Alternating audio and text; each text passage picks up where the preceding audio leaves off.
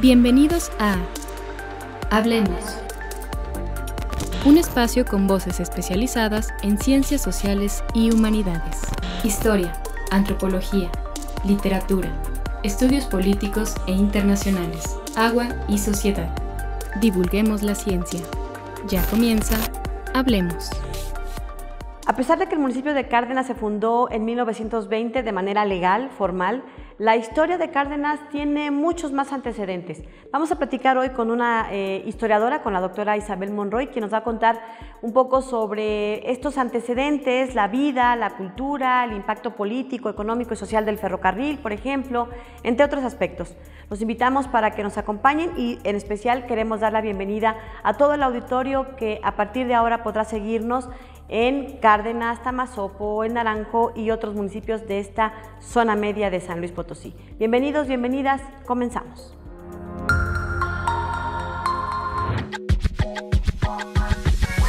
El elemento humanístico está presente en el Colegio de San Luis desde su fundación, primero desde el programa de Historia y posteriormente desde la Antropología, la Ciencia Política, los Asuntos Internacionales, la Justicia Hídrica y más recientemente con la creación del programa de estudios literarios, que ha contribuido al fortalecimiento de la comprensión de nuestro entorno a través de la razón, el estudio y la experiencia en las ciencias sociales.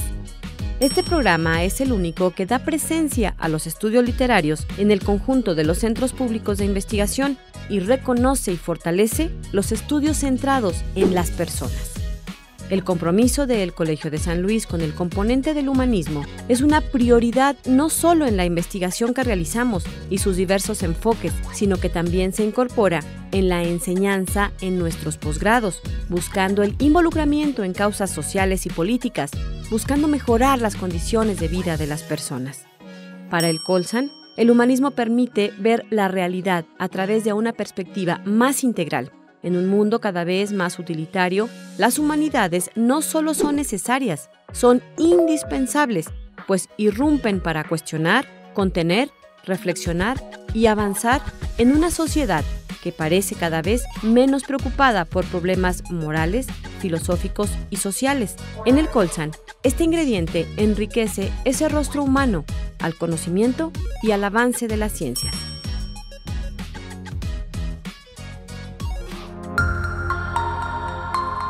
¿Qué tal? ¿Cómo están? Muy buen día. Nos da muchísimo gusto saludarlos y hoy en especial queremos enviar un saludo a toda la gente que nos ve en la zona media, particularmente a través de la señal de Canal 3 TG TV Cable. Hoy inauguramos con este episodio la transmisión que a partir de ahora habrá de llegar por esta televisora de cable, a través también de su canal de Facebook y bueno, pues nos da mucho gusto que estén acompañándonos. De manera particular enviamos un saludo a todos los habitantes del municipio de Cárdenas, San Luis Potosí. Hoy vamos a tener dedicado el programa justamente al municipio de Cárdenas y para ello hemos invitado, y le agradecemos mucho que nos haya aceptado la invitación, a la historiadora Isabel Monroy. Doctora, ¿cómo está? Gracias por acompañarnos, bienvenida. Lidia, muchas gracias por invitarme y bueno, pues es todo un honor que me invites al programa inaugural en colaboración con este canal de televisión y sobre todo para Cárdenas. Fíjate que cuando me dijiste que me invitabas para hablar del municipio de Cárdenas, bueno, pues la conexión inmediata es Cárdenas Ferrocarril, pero a la hora que me puse a investigar bien sobre la historia de Cárdenas, tiene una historia apasionante e interesantísima y es de lo que vamos a empezar a platicar el día de hoy. Mira, esta zona comenzó a ser poblada por españoles en el siglo XVII, a principios del siglo XVII, con el establecimiento de las misiones de San Felipe de Jesús Gamotes y de San José de los Montes Alaquines. Bueno, pues, dos misiones que se dedicaron a la conversión de los indígenas y en 1607 más o menos, y también coincide con el establecimiento de la custodia franciscana de Santa Catarina Mártir del Río Verde. Había en esta región parcialidades de Pames, de Chichimecas, Aguilares, Mames, tulas, otomís y alaquines. Por eso se llama San José de los Montes Alaquines, por los indígenas que había en esa zona. Y entraron por el rumbo de Querétaro Fray Juan de Cárdenas y Fray Juan Bautista Moinedo. Ellos fueron los que establecieron estas misiones, hicieron una primera entrada en 1607, hicieron una segunda entrada en 1614 y así fue como se establecieron las misiones. Pero con Fray Juan, con ellos también llegó un hacendado de Querétaro llamado Luis de Cárdenas. Fray Juan Bautista Moinedo era español, pero Juan de Cárdenas la familia era de origen queretano, entonces era criollo. Empresario. No, Fray Juan también. Fray Juan de Cárdenas era franciscano.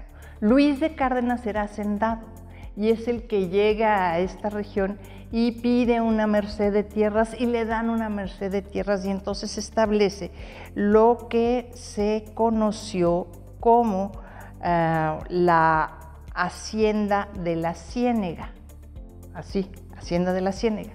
Y Luis de Cárdenas era provincial de la Santa Hermandad en Querétaro. ¿Qué era la Santa Hermandad? La Santa Hermandad era una institución que se dedicaba a cuidar los caminos que existían en el Virreinato de la Nueva España. Sí sabemos toda la historia de la Guerra Chichimeca, que duró 50 años y que no podían pasar pacificar la zona. Y que costó mucho trabajo. Pero terminada la Guerra Chichimeca, lo que nos encontramos es que los caminos estaban llenos de ladrones y salteadores. Entonces los provinciales de la Santa Hermandad eran los que se encargaban de apresar a todos estos salteadores y ladrones. En fin, lo que quiero decir es que cuando se pensaba que ya que con el fin de la Guerra Chichimeca se había pacificado la región, pues aparecieron los salteadores, entonces tampoco. Y Luis de Cárdenas fue un hacendado rudo. Los indígenas se quejaban mucho del trato que les daba y Fray Juan de Cárdenas los defendió mucho de los abusos de Luis de Cárdenas. Bueno, y él tuvo pues, en buena parte del siglo XVII la hacienda y ciertamente la población creció, o sea, alrededor de la hacienda se hizo un núcleo de población interesante. Y comenzó, o sea, empezaron 20 y luego fueron 100 y luego 200 y luego 500, en fin, ahí había un núcleo de población. ¿Cómo se llamaba la hacienda? De la Ciénega, la Hacienda de la Ciénega. Y estaba en lo que hoy es Cárdenas. Sí. Para fines de siglo ya se le conocía como la Hacienda de la Ciénega de Cárdenas por el dueño, Luis de Cárdenas, que había sido el que se había quedado con la hacienda. Y para finales del siglo XVII la tenía ya doña Luisa de Cárdenas. Debe de haber sido seguramente su hija o su nieta, una persona así, o sea, descendiente de la misma familia. Pero a principios del siglo XVIII nos encontramos, sucede una cosa, y es que había un capitán en San Juan del Río llamado Manuel Antonio de Rojo y del Río. Era español y tenía varias propiedades alrededor de Querétaro. Tuvo un hijo llamado Manuel Antonio de Rojo y Vieira. Y Manuel Antonio de Rojo y Vieira, pues, va a ser un personaje muy importante en el siglo XVIII en el mundo hispánico. Y ahorita vas a ver por qué. Por eso es muy interesante todo lo que sucede en Cárdenas. Él nació en Huichapan, por ahí de 1708, y hizo su carrera sacerdotal en México y en España. En 1738 formaba parte del Cabildo de la Catedral Metropolitana de México. Y a él se debe, bueno, junto con otros, el establecimiento del Real Colegio de Abogados de México. Eso es algo que es bien interesante, pero tenía varias propiedades. Entre ellas tenía la Hacienda de Cárdenas, la Hacienda de Tamazopo, la Hacienda de la Tinaja, San Diego de la Trasquila, la de Ojo de Gato, todos en la misma región, y la de San Juan Evangelista del Mezquite. San Juan Evangelista del Mezquite fue una hacienda tan grande que tenía o sea, terrenos que abarcaban parte de lo que hoy está Tamaulipas, San Luis Potosí, Veracruz. Nada más, para que nos demos una idea. En fin, y este hombre fue nombrado arzobispo de Manila. Y en su camino hacia Manila pasó por Taxco, y don José de la Borda, que era un riquísimo minero de Taxco, acababa de construir la iglesia de Santa Prisca, y Manuel Antonio de Rojo y Vieira la dedica, o sea, hace la bendición de Santa Prisca de Taxco, ya se va a Filipinas. Se va a las Filipinas. Y llega a las Filipinas y el virrey se muere, entonces él queda como arzobispo virrey. Y está como arzobispo virrey en 1759, y en 1762 viene el ataque de los ingleses a Manila. Y después de un sitio muy largo, pues no le queda más que capitular. Y las condiciones en las que capitula son condiciones que resultan muy onerosas para la corona española. El pirata era Cornish, el que hace el sitio de Manila, y Manuel Antonio de Rojo y Vieira, pues te digo, no le queda más remedio que capitular. Entonces, cuando llega los papeles de todo esto a España, España e Inglaterra habían tenido un conflicto, pero ya habían firmado la paz. Entonces, a la hora de firmar la paz, la capitulación de Manila y las condiciones tan onerosas en las que había capitulado Manila, pues se quedaron sin efecto, pero a Carlos III no le hizo ninguna gracia que el arzobispo virrey hubiera capitulado en esos términos, entonces lo condenó a la pérdida de todos sus bienes. Y cuando la orden llegó a Manila, pues el arzobispo virrey ya se había muerto. Entonces, pues no le quitaron, no le tocó que le tuviera el perdimiento de los bienes. Pero aquí sucede una cosa muy chistosa, no pasó nada. De 1764, que es esto, hasta 1787 no pasa nada. 1787 ya había llegado a la Nueva España Félix María Calleja del Rey. Y entonces Félix María Calleja del Rey organiza un remate de las propiedades de Manuel Antonio Rojo y Vieira. Curiosamente nadie sabía nada y Calleja sí sabía, y vino y las remató en un criollo muy rico que había en Ciudad del Maíz llamado Felipe Barragán. Y entonces Felipe Barragán se queda con todas estas haciendas. La de Cárdenas, la de Tamazopo. Todas las haciendas que fueron de Manuel Antonio Rojo y Vieira se queda con él. Y cuando Felipe Barragán tuvo 2 matrimonios, del primero tuvo un hijo y una hija, y del segundo tuvo 3 hijas. Claro, enviudó de la primera esposa.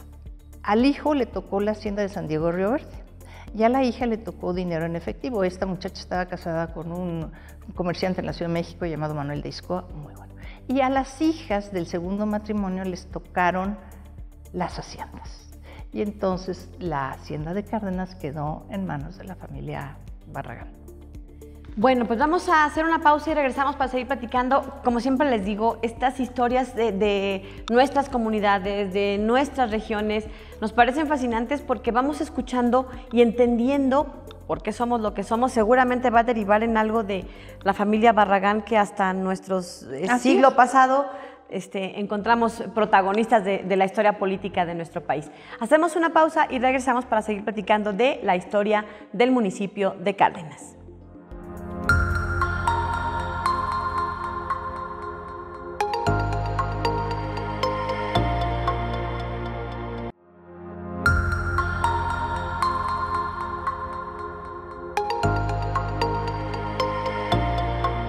Bien, estamos de regreso y bueno, pues seguimos charlando con la historiadora Isabel Monroy, y bueno, pues reiteramos nuestro saludo para toda la comunidad que nos ve en el municipio de Cárdenas en este estreno que estamos teniendo el día de hoy. Y bueno, pues vamos a retomar por ahí de 1827, ¿verdad? Nos decía. Sí, nos quedamos exactamente en el bloque anterior, en la referencia a 1827. ¿Por qué el año de 1827? Bueno, antes hay que decir que ciertamente la guerra de independencia, la insurgencia, tuvo una participación importante. O sea, hubo insurgentes en Cárdenas que tuvieron una participación importante, entre ellos el indio Rafael, que así se le conoció. No prosperó mucho el movimiento de independencia en Cárdenas y prácticamente para 1812, 1813 eso se había terminado, estaba aplacado. Luego se vuelve como a medio levantar un poco con la visita de Javier Mina en 1817, pero también no pasa a mayores. Y en 1827 lo que tenemos es algo muy interesante porque se segrega una parte de la hacienda de Cárdenas y una parte de la hacienda de las Amoladeras para el establecimiento de Nuevo Gamotes. Existía el antiguo Gamotes, pero el antiguo Gamotes no tenía tierras, eran tierras muy tepetitosas, como le dicen, y necesitaban nuevas tierras. Entonces se compró una legua cuadrada a estas dos haciendas para el establecimiento de Nuevo Gamotes. El Nuevo Gamotes, con el paso del tiempo, se transformó en lo que hoy conocemos como Rayón. Entonces, bueno, pues resulta que la evolución histórica de toda esta región va muy hermanada, va muy junta en los municipios que están alrededor de Cárdenas. Bueno, entonces, ¿qué es lo que sucede a lo largo del siglo XIX en Cárdenas? Bueno, queda todo bajo una misma familia. Habíamos quedado que queda con la familia Barragán. Muere Felipe Barragán y estas tierras quedan en manos de sus hijos y posteriormente van a quedar en manos de sus nietos. Pero a lo largo de todo el siglo XIX son los descendientes de Pedro Barragán los que van de Felipe Barragán los que van a detentar como, vamos a decir, las mayores propiedades en la región media, ¿no? Entonces, los Barragán y los Verástegui. Pero bueno, como los Verástegui son más Río Verde, no los vamos a tomar. Pero los Barragán sí, y son los que dominan todo el siglo XIX y son los que van a definir el movimiento económico, social y político de este estado a lo largo del siglo XIX. Bueno, después lo que tenemos es que más o menos para 1847 la hacienda de Cárdenas tenía 1000 almas. Pues no son muchas almas, pero...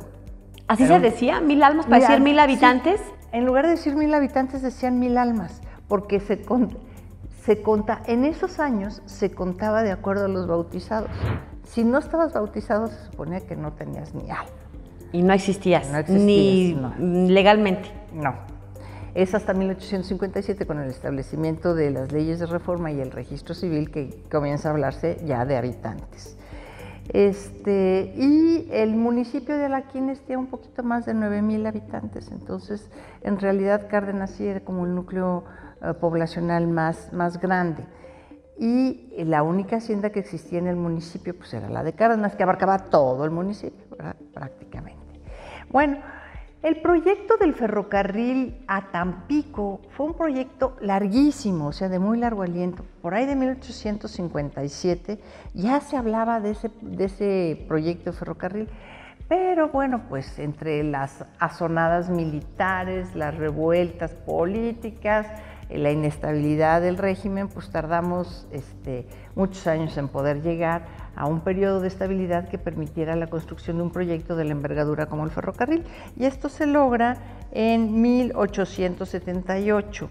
Entonces, en 1878 el estado de San Luis Potosí obtuvo una concesión para construir ese ferrocarril a Tampico, pero durante 2 años no hizo nada. Puso una contribución de 10%, pero durante 2 años no hizo nada.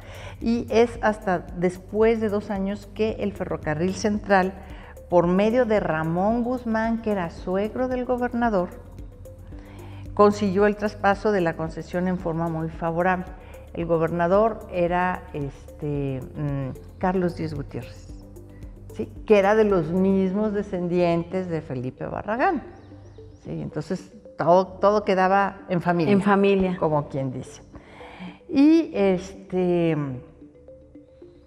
finalmente, en julio de 1881, comenzaron los trabajos. Fíjate, de 57 a 81, pues fueron muchos años, casi 25 años para que comenzara realmente el trabajo del tendido de las vías del ferrocarril.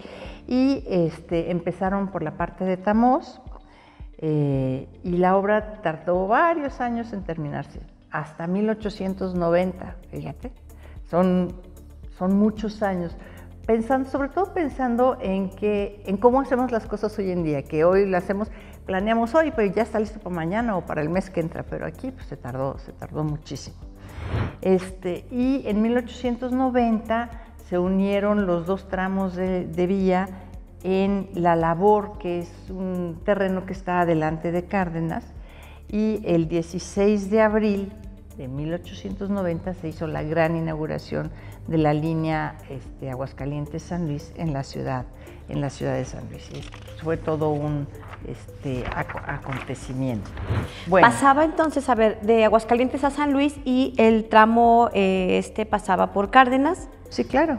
Era la ruta por la zona media. La vía de la salida a Tampico. Y bueno, ahí hubo cosas muy interesantes que la doctora Carrega platica muy bien en sus libros sobre el ferrocarril, porque Río Verde también quería que el tren pasara por Río Verde, pero pues por más que quisieron, pues nunca pasó por Río Verde, el tren pasó por Cárdenas y siguió adelante hacia Tampico. Pero para entonces Río Verde ya era una ciudad más grande que Cárdenas. Y sí, fue más una decisión de tipo político, ¿no? Ciertamente, pero Cárdenas era de los 10 Gutiérrez.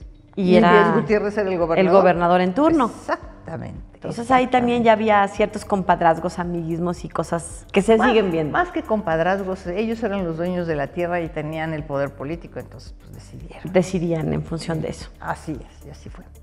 Bueno, pero es muy interesante porque inicialmente otro propietario de la zona, el señor Rascón, dio facilidad para que los talleres del ferrocarril se instalaran en Rascón, pero los talleres del ferrocarril no se instalaron en Rascón, se instalaron en Cárdenas. O sea, primero se instalaron en Rascón y luego se movieron a Cárdenas, porque Cárdenas comenzó a prosperar mucho como una ciudad media, una ciudad independiente, comenzó a prosperar mucho. Y para entonces, estamos hablando de la década de 1890, el nombre original de la hacienda de la Ciénega de San Nicolás de Cárdenas ya se había perdido. Era simple y sencillamente Cárdenas, nada más. Entonces, cuando se trasladan los talleres de los ferrocarriles a Cárdenas, que es 1894, se funda un barrio en Cárdenas que se denomina Rasconcito. Y Rasconcito es porque pues de ahí venían los trabajadores que inicialmente estuvieron en los talleres del ferrocarril. Y bueno, después lo que se cuenta dentro de la historia, los que han recogido la historia de Cárdenas, entre los que podemos contar al padre Rafael Montejano y Aguiñaga, a Miguel Ángel Guerrero Almazán, a Miguel Ángel Herrera Bravo, y otras personas que han hecho trabajo sobre Cárdenas, como Ramón Moreno Carlos, y ahora como otros chicos que están haciendo sus tesis sobre... Jorge Castillo, ¿verdad? También tiene una... Jorge Castillo es el que está haciendo su tesis sobre la logia... ¿Del Potosí, algo así? La logia número 10, la logia de Cárdenas. La logia de Cárdenas. Uh-huh. Y él es el que está haciendo la tesis sobre esta logia. Pero bueno, no es nada más sobre la logia, el movimiento ferrocarrilero despertó mucho interés. Y entonces sí tenemos el registro, por ejemplo, de cuándo son los primeros descarrilamientos, que es 1888 el primer descarrilamiento, y los accidentes aparatosos que se suceden con el tren. No hay nada más descarrilamientos, hay explosiones de calderas y en las explosiones pues, se mueren muchas personas, hay otro tren que se voltea y ahí cuando se voltea pues se muere el maquinista y se muere el fogonero. Pero aquí también tenemos una cuestión muy interesante que es cuando ya estos trabajadores del ferrocarril no son solamente mexicanos, sino que son mexicanos y norteamericanos. Y esto va a dar lugar a una simbiosis muy interesante dentro de la estructura laboral de los ferrocarriles de México. Si quieres, vamos a una pausa y regresamos. Así es, vamos a una pausa y seguimos platicando porque, bueno, la creación del ferrocarril y este paso por el hoy municipio de Cárdenas, sin duda tuvo un impacto no solo en el crecimiento económico, sino también en la configuración social de los habitantes en este municipio de la zona media. Hacemos una pausa y regresamos para seguir charlando sobre, bueno, pues este municipio de San Luis Potosí. Continuamos. Soy Jorge Castillo Rodríguez, soy estudiante de la maestría en Historia y soy autor del documental titulado Breve Crónica sobre la muerte de un barrio histórico, la colonia americana de Cárdenas, San Luis Potosí. La idea de preparar un documental fue una iniciativa propia. Yo, después de haber ganado el premio 20 de noviembre, pues con el estímulo económico que me dieron, pues decidí financiar tanto la edición, los viajes y todo lo que implicó la elaboración de la investigación y del documental. Y pues mi inspiración fue la colonia Ferronales de Aguascalientes. Yo tenía intenciones de visitarla y dije, bueno, un buen motivo para visitarla sería hacer un proyecto de investigación. Entonces yo cuando acudo y veo la colonia, pues era prácticamente como viajar a Cárdenas, ver lo que a mí no me tocó ver y poder imaginar cómo mi abuela le tocó pues observar la colonia ferrocarrilera. Entonces, pues pensando en las personas de mi generación, que ya no nos tocó pues ver eso, dije, bueno, voy a hacer un ejercicio de imaginación con un poco de pues trabajo académico y voy a recrear cómo era la vida cotidiana en Cárdenas, en la colonia ferrocarrilera, qué relación tuvo este barrio histórico y enfatizando un poco en la destrucción, en cómo este barrio fundacional de Cárdenas no fue valorado como un patrimonio histórico, ni por los mismos habitantes, ni por las autoridades, ni por nadie, salvo algunas familias que sí decidieron preservar las casas por el amor que le tenían a ellas. Y comparando un poco con la colonia Ferronales, pensando en lo que pudo haber sido Cárdenas si se hubiera preservado ese barrio, reflexionando también sobre la destrucción del patrimonio arquitectónico, histórico, de carácter industrial que alguna vez hubo en Cárdenas y que a raíz de la privatización de Ferrocarriles Nacionales de México pues se perdió. Pues mi intención es de que generar conciencia y que eventualmente se preserven. Mi documental está en YouTube y lo pueden buscar como Colonia Americana Cárdenas, San Luis Potosí, o con el título normal de Breve Crónica sobre la muerte de un barrio histórico, la Colonia Americana de Cárdenas.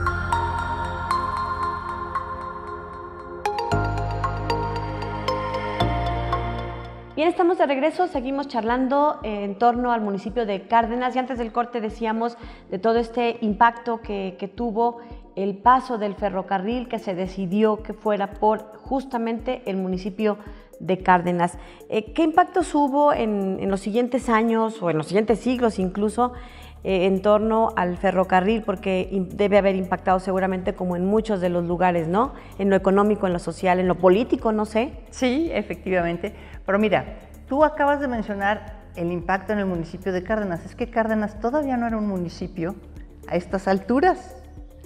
Cárdenas va a ser municipio un poquito más adelante. Entonces pasa por la hacienda de Cárdenas y el poblado de Cárdenas y Cárdenas comienza a tomar mucho auge por los talleres del ferrocarril, por el comercio y por el paso del ferrocarril. Y un impulso que le va a dar definitivo al ferrocarril en Cárdenas va a ser la Revolución Mexicana, porque es el paso a Tampico y quien domine el paso del ferrocarril a Tampico va a ser quien va a tener como la mano adelante en el proceso cierta ventaja, ¿no? Así es. Entonces, fue un tramo ferrocarrilero continuamente disputado por las distintas facciones revolucionarias. Y entre esas facciones revolucionarias, bueno, pues tenemos a los villistas, tenemos a los carrancistas y tenemos a los edillistas también. Entonces, quien dominaba el paso del ferrocarril era quien tenía en realidad como el avance o sea, el primer lugar en toda esta lucha. Y este paso del ferrocarril estuvo en manos de constitucionalistas, luego estuvo en manos de los villistas y también en manos de los sedillistas, como ya dije. Es más, yéndonos un poquito más adelante, hubo una batalla muy famosa en 1915, un poquito más adelante de Cárdenas, en Ébano. Se conoce como el sitio de Ébano, que fue un sitio que duró 72 días y donde quienes estaban disputando el predominio de la región eran villistas y carrancistas. Y los villistas resistieron el sitio de 72 días contra los carrancistas, pero llegó un momento en que el general Ángeles se tuvo que mover a León para auxiliar a los villistas de León, y entonces descuidaron el sitio de Ébano y cayó el sitio de Ébano y los constitucionalistas tomaron la delantera, ¿sí? Pero todo esto pues, afectaba no solamente el paso del ferrocarril, sino la vida de las ciudades o de los pequeños poblados que estaban a lo largo del ferrocarril. Y es muy importante aquí también hacer mención que fue una zona de dominio sedillista. Los hermanos Zedillo, que fueron 3, Cleofas, Magdaleno y Saturnino, bueno, eran más, pero los principales eran Cleofas, Magdaleno y Saturnino, fueron actores principales de la Revolución. Magdaleno y Cleofas murieron a lo largo de la Revolución Mexicana y el que sobrevivió fue Saturnino. Entonces ese es el que llega después, o sea, el que sobrevive a la Revolución y va a imponer todo su poderío en esa región, después de que durante un siglo la habían mantenido la familia Barragán. Ahora les va a tocar a estos pequeños arrendatarios arrendatarios de la zona media, del rancho de Palomas, quedarse con el dominio de la zona. Pero, bueno, pues los grandes propietarios del área, pues no les quedó más remedio que tener que doblar las manos ante la demanda de los revolucionarios. Y entonces resulta que va a suceder una cosa muy importante, porque en 1920 el gobernador Rafael Nieto decide establecer el municipio de Cárdenas. Y entonces el municipio de Cárdenas se establece el 15 de noviembre de 1920. Entonces es un municipio que tiene un poquito más de 100 años. Todos los demás municipios tienen un poco más de vida, pero no. Y se segrega del municipio de Alaquines, a donde siempre había pertenecido. Y también lo que es muy interesante es que a la hora que se crea el municipio de Cárdenas y se segrega de Alaquines, pues a los poquitos años va a tenerse que crear también la parroquia de Cárdenas, porque estaba todo sujeto a la parroquia de Alaquines, pero al hacerse demarcaciones políticas diferentes, entonces también va a tenerse que hacer una parroquia distinta en Cárdenas, y por eso se hace hasta el año 1925, y es al obispo Miguel de la Mora al que le toca hacer la partición de la parroquia de Alaquines y la parroquia de Cárdenas, ¿no? Ahora, también es muy interesante porque a partir de 1921 comienza el fraccionamiento, comienza la reforma agraria y el fraccionamiento de las grandes propiedades en esta zona, y es bien interesante porque en la década de los 20 son aproximadamente 1,500 ejidatarios a los que se les dota de tierras. Entonces, claro que la hacienda de Cárdenas pues, se convierte en ex hacienda de Cárdenas, se reduce muchísimo las tierras de labor, el casco queda prácticamente, o sea, las tierras alrededor del casco quedan prácticamente nulas, o sea, nada más que del casco y unas pocas tierras.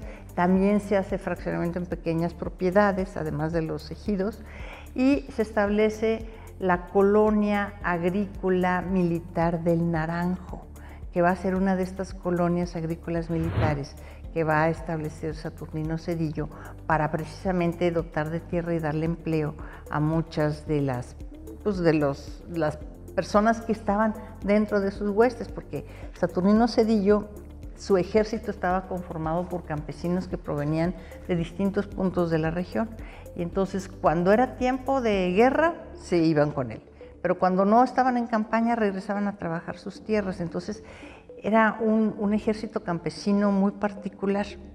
Sí. ¿Y él en calidad de qué papel jugaba en esta repartición? ¿Ya tenía algún encargo oficial o no, seguía simplemente como líder Era el líder del área.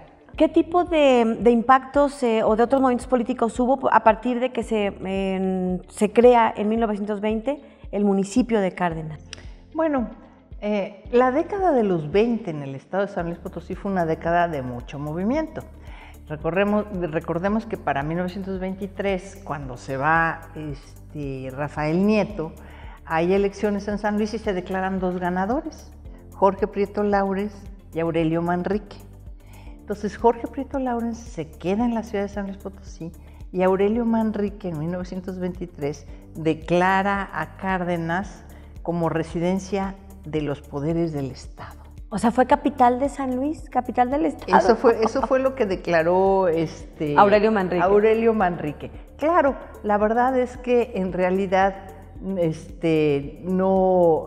quedó electo Aurelio Manrique y bueno, vino otro movimiento político y pasó más. Ahora, es muy interesante porque Cárdenas así va a ser como un núcleo muy importante. Y en esa década de los 20, el desorden del crecimiento de la población de Cárdenas era completo. Entonces es cuando deciden que le tienen que dar un orden y le tienen que dar una organización. Y entonces es cuando comienza una especie de ordenamiento urbano, es decir, alinear las calles, alinear las casas, recoger la basura, en fin, lo que implica la administración de una ciudad, ¿no? Y es de esta época exactamente a la que pertenecen todas estas viviendas que fueron construidas por los trabajadores del ferrocarril, que se les conoce con el nombre de tejabanes. Y es una arquitectura muy característica del norte del país, sobre todo en lugares donde hay migrantes. En Monterrey va a suceder lo mismo. Bueno, vamos a dejarle aquí para terminar este bloque. Bueno, vamos a una pausa y regresamos. Estamos, pues conociendo muchos detalles. Yo, la verdad, pensé que Cárdenas tenía de fundado como municipio, no sé, a lo mejor pensé que del siglo XIX y nos acabamos de enterar que no, que la fundación del municipio como tal fue justamente el 15 de noviembre de 1920. Hacemos una pausa y seguimos platicando con la historiadora Isabel Monroy en torno a este municipio, a quien hoy damos la bienvenida, junto con otros municipios de la zona media a los que llega la señal de Canal 3 de TGTV Cable, que, bueno, pues Tamazopo y El Naranjo entre ellos. Continuamos.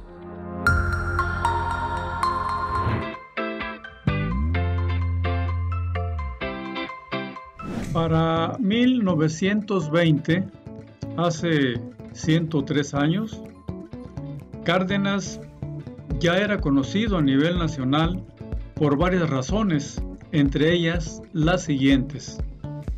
Era una hacienda muy productiva en los ámbitos agrícola y ganadero y pertenecía a la descendencia del general Carlos Díez Gutiérrez López Portillo, ex gobernador del estado. Tenía unos talleres de reparación del ferrocarril conocidos en todo el país por la calidad de los trabajos que ahí se elaboraban. Funcionaba con mucha fuerza y vigor la logia masónica Ignacio Ramírez número 10, una de las más importantes del estado en ese tiempo. Solo faltaba la cereza del pastel, la que llegó en noviembre del citado año 1920, cuando Cárdenas se convierte en municipio en base al decreto número 18 de la 26 legislatura del estado. Y de ahí en adelante, Cárdenas, que ya traía una inercia de constante actividad, siguió creciendo en los más diversos ámbitos de la actividad humana hasta llegar al 2020, en que cumplió 100 años de vida como municipio. Con ese motivo de haber cumplido 100 años, publicamos el que hemos llamado el Libro del Centenario, cuyo nombre oficial es Cárdenas, San Luis Potosí, 100 años como municipio. El libro explica de manera didáctica 57 de los muchos acontecimientos históricos sucedidos en Cárdenas. Decimos de manera didáctica porque de cada acontecimiento usted verá una fotografía y su respectiva explicación en no más de 5 párrafos. Una vez leída esta interesante sección, el lector tendrá una idea general de la historia de este importante municipio de profundas raíces rieleras y población cosmopolita. Otros temas que disfrutará usted en este libro, también de manera breve y muy clara, son los 4 siguientes. Primero, los nombres de más de 100 cardenenses distinguidos que han contribuido al desarrollo de su pueblo con su esfuerzo, su ejemplo y hasta con su dinero. Esta página es parte de esa sección. Segundo, la historia y aportaciones a su pueblo de la Asociación Civil Pro Municipio de Cárdenas. Tercero, la lista de las reinas de Cárdenas, reinas del ejido, de la feria, de las fiestas patrias, etc., hasta donde nos ha sido posible recabar información. Aquí están los nombres de algunas reinas del ejido de Cárdenas y finalmente la lista de las autoridades civiles desde antes de que Cárdenas fuera municipio. Es una buena oportunidad para que adquiera y disfrute esta obra que en su formato físico puede usted adquirir en la sección 4 del Sindicato Ferrocarrilero en días y horas hábiles. En formato electrónico puede adquirirlo para traerlo en su teléfono inteligente a través del icono de la Play Store de su celular. En cualquier formato que usted elija, deseamos que disfrute de esa amena lectura y aprenda un poco más sobre la interesante historia de Cárdenas San Luis Potosí.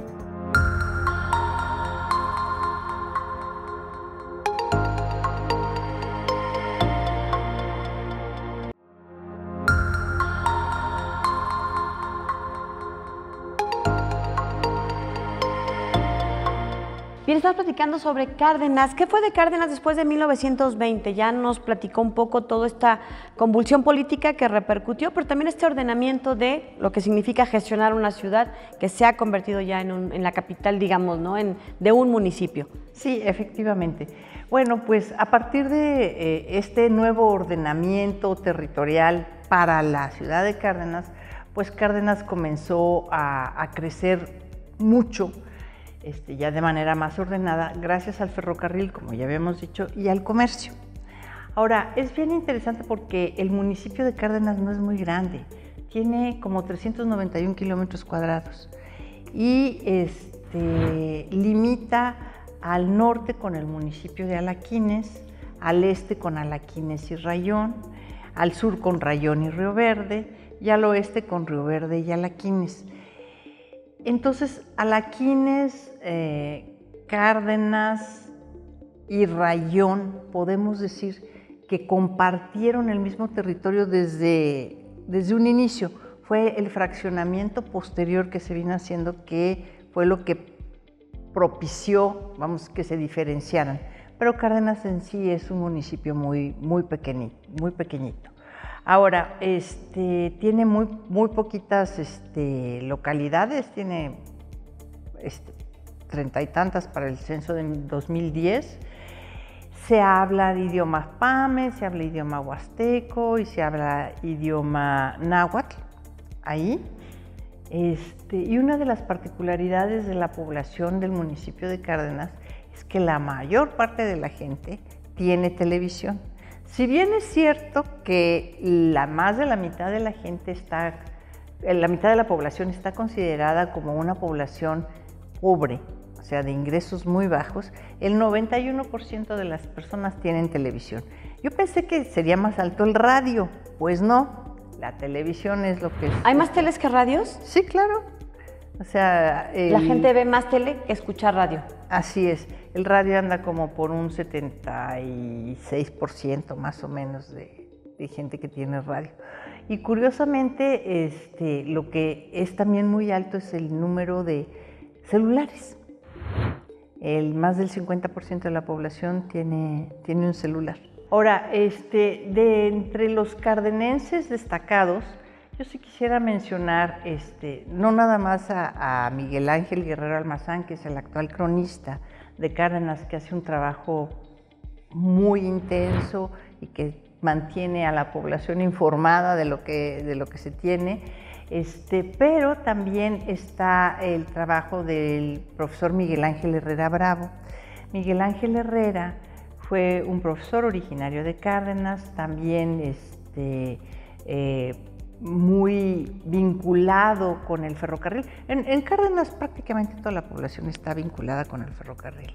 Muchas de sus relaciones políticas, económicas, sociales tienen que ver con vinculadas al ferrocarril, con ¿no? el ferrocarril, y claro, las grandes huelgas ferrocarrileras también impactaron fuertísimamente en Cárdenas, por lo mismo, y cuando se decidió la eliminación de los trenes de pasajeros, bueno, pues fue así como un gran desencanto para Cárdenas, porque se terminó una buena parte de su actividad económica. Pero también es interesante observar que Cárdenas es un municipio que expulsa migrantes, expulsa población migrante. Y los migrantes de Cárdenas van no solamente a Monterrey y a Tamaulipas, sino a los Estados Unidos de Norteamérica. Inclusive, el número de cardenenses viviendo en la Unión Americana es alto, de tal manera que la población entre 2010 y 2020, entre los censos de 2010 y 2020, decreció, no aumentó. O sea, lo normal es que la población aumente un pequeño porcentaje, pero en este caso la de Cárdenas decreció, y decreció precisamente por la migración, y eso es algo que tenemos que tomar en cuenta también, ¿no?, a la hora de hablar de la historia de nuestros municipios. Ahora bien, entre las personas distinguidas que hay de Cárdenas tenemos a Inocencio Noyola. Inocencio Noyola es historiador y se dedica a la historia de San Luis y habla sobre la historia de Cárdenas, y él distingue 3 épocas. Él divide la historia de Cárdenas en 3 épocas. La primera, con el establecimiento de la hacienda de Cárdenas; la segunda, con el siglo XIX, donde la hacienda de Cárdenas está en manos de una sola familia; y la tercera, a partir del siglo XX y del establecimiento del municipio de Cárdenas. Ahora, en Cárdenas también ha habido muchos deportistas destacados, y podemos decir que este orgullo y esta tradición ferrocarrilera es algo que sigue vigente en Cárdenas y en buena parte de los núcleos sociales del estado de San Luis Potosí. Es todavía algo que es relevante y significativo para la comunidad. Ahora, ¿qué va a ser para adelante? Eso todavía no lo sabemos. Vamos a ver qué deciden los cardenenses, que para dónde va caminando su municipio. Y es que es un impacto tremendo el que a finales de la década de los 90, en el siglo pasado, se suspendiera el tren de pasajeros, porque de eso vivía prácticamente la gran mayoría de la población, del comercio derivado de los servicios que se ofrecían a los pasajeros, ¿no? Así es. ¿Y qué otros elementos, digamos, hay dentro de la historia de Cárdenas que pudieran dar rumbo de hacia dónde? Bueno, pues es que es la reorientación vocacional de las regiones. Actualmente la mayor parte de la población en Cárdenas se dedica a los servicios. En segundo lugar se dedica al comercio. En tercer lugar se dedica a actividades secundarias, y en cuarto lugar, pero así, al sector primario. Es decir, las tareas agrícolas y ganaderas están en su nivel más bajo en esta región, que antiguamente fue muy próspera desde el punto de vista agrícola y ganadero. Actualmente no es significativo para nada, y bueno, son municipios que tienen que redefinir sus actividades económicas, haciendo alianza con los municipios vecinos y haciendo alianzas regionales que permitan un mejor desarrollo de las sociedades locales, ¿no? ¿Algunos vestigios que queden, digamos, como parte de un patrimonio histórico? Digo, además, no sé si todavía haya instalaciones del viejo ferrocarril, el casco de la hacienda. El casco de la hacienda está en muy malas condiciones, se conserva, pero en muy malas condiciones. La primitiva parroquia, la que había antes de un gran incendio que hubo en la década también de los 1920, también se conserva. La nueva parroquia se construyó en una de las trojes de la hacienda, también se conserva. Se conservan instalaciones antiguas del ferrocarril. Eso es lo que se conserva prácticamente en Cárdenas, ¿no? No hay más. Y bueno, pues también lo que se conserva también es esta tradición ferrocarrilera que parece que no tiende a no morir. Hay mucha gente que todavía sus horarios, incluso nos platicaban que creo que los miércoles, voy a meter la pata, pero hay un día en el que todo el comercio cierra temprano y no sé, creo que se repite también en Río Verde por alguna razón, pero no sé si usted tenga ese dato. No, yo sé que en Río Verde también hay un día que todo el comercio está cerrado porque los domingos sí trabajan, los domingos sí están abiertos, pero ciertamente sí hay un día en que todo el comercio queda parado. Ahora fíjate, lo que es interesante es que tanto Tamazopo como Cárdenas, como La Angostura, como todas esas propiedades, esos grandes lugares, tuvieron un origen común. Después se separaron, pero a final de cuentas vienen siendo como un mismo conglomerado. Entonces, ¿mantienen cierta identidad? Mantienen cierta identidad, efectivamente. ¿Se fueron fraccionando, digamos? Bueno, primero hubo el fraccionamiento en municipios, ¿no? Y este fraccionamiento en municipios comenzó a partir de la Constitución de Cádiz de 1812, se hizo más pronunciado a partir de la Constitución del Estado en 1826 y a lo largo del siglo XX se crearon otros municipios. Entonces sí ha habido como una gran movilidad en todo el Estado, no nada más en la región media, y eso pues ha propiciado cambios importantes para la población. Y qué bueno, es parte de la evolución histórica, ¿no? De cualquier sociedad. Doctora, muchas gracias por habernos acompañado. No, pues de nada, y con mucho gusto cuando quieran platicamos. Muchas gracias. Bueno, pues así es el programa que hemos dedicado al municipio de Cárdenas. Esperemos que nos sigan acompañando y bueno, pues que sigan teniendo en este espacio, bueno, pues la información que les ayude a rescatar un poco más de lo que ha ocurrido en esta zona importante, en la zona media en San Luis Potosí. Gracias, nos escuchamos y nos vemos en la próxima ocasión. Los dejamos con la Agenda Colsan. El Colegio de San Luis te invita a los eventos y actividades que se llevarán a cabo durante los próximos días. Se realizará la siguiente sesión del seminario Dinámicas Socioambientales, los casos de Mezquitic y Ahualulco, el 24 de junio a las 17 horas en la sala de videoconferencias 1 del Colsan. Te esperamos en la siguiente sesión del Seminario Interdisciplinario de Educación, Conocimiento crítico en torno a las desigualdades y el género en la educación, el 25 de junio a las 17 horas por Facebook Live del Colsan. No te pierdas de la presentación editorial Entre Bastidores, marcos metodológicos para la investigación interdisciplinaria actual enfocada en el manejo de sistemas socioecológicos. El 26 de junio a las 16 horas en la sala de videoconferencias 2 del Colsan y transmisión por Facebook Live. Se llevará a cabo la presentación del libro Estado, Multiculturalismo y Multietnicidad, los derechos indígenas y afromexicanos en las Constituciones de México, del Dr. Francisco López Bárcenas. El 27 de junio a las 11 horas en el Museo Regional de Guerrero.